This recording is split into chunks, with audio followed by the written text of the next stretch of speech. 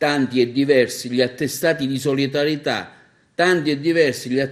di solidarietà pervenuti in questi giorni alle due avvocatesse agrigentine che sono state minacciate di morte. Si tratta dei due legali Donata Posante e Graziella Vella di Agrigento, solo perché hanno assunto la difesa del pensionato di Priolo accusato dai carabinieri di avere causato la morte di un cane, prima legato a una corda e poi trascinato da una macchina. I due legali in merito alla vicenda hanno sostenuto che non si sarebbe trattata di un'aggressione ma di un incidente, fornendo dei dettagli sulla ricostruzione della vicenda ai carabinieri, i quali hanno indagato il loro cliente per maltrattamenti di animali. Ma tanto è bastato per scatenare un linciaggio mediatico sui social nei confronti dei due avvocati e del pensionato, anzi per timore di ritorsioni o vendette, le forze dell'ordine hanno così deciso di tenere sotto controllo la casa dell'anziano di Priolo. A scendere in campo è stata anche la Camera Penale Giuseppe Grillo di Agrigento, che ha espresso solidarietà in una nota a firma del presidente avvocato Angelo Nicotra.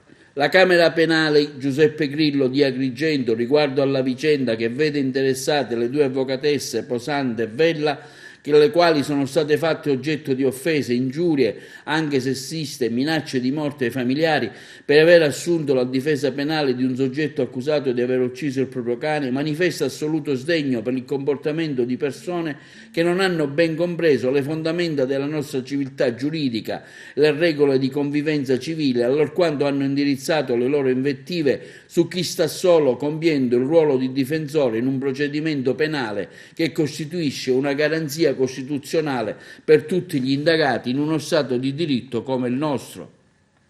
A denunciare il linciaggio sono stati nelle scorse ore gli stessi avvocati. Dai primissimi momenti dell'assunzione dell'incarico a tutt'oggi stiamo ricevendo pesantissimi insulti, anche discriminatori di genere, gravi minacce di morte, spiegano gli avvocati Donata Posante e Graziella Vella, anche nei confronti dei nostri familiari. Si tratta di comportamenti di una gravità inaudita che verranno a uno denunciati alle varie autorità, ma che non ci fanno desistere dall'incarico ricevuto. Ricordiamo a tutti quanti lo ignorano che la difesa è un diritto riconosciuto dalla Costituzione e che spetta ad ogni individuo, a salvaguardia delle libertà fondamentali, impedire ai legali con minacce e offese di svolgere il proprio lavoro. È un insulto alle più elementari regole della nostra società, è un atto di barbarie non degno di un paese civile. Sulla vicenda è intervenuto anche il Comitato del Consiglio dell'Ordine di Agrigento, presieduto dal commissario Silvio Miceli, che ha sollecitato la Procura per verificare se vi siano gli estremi di reati perseguibili d'ufficio e, in caso affermativo, individuare gli autori e procedere penalmente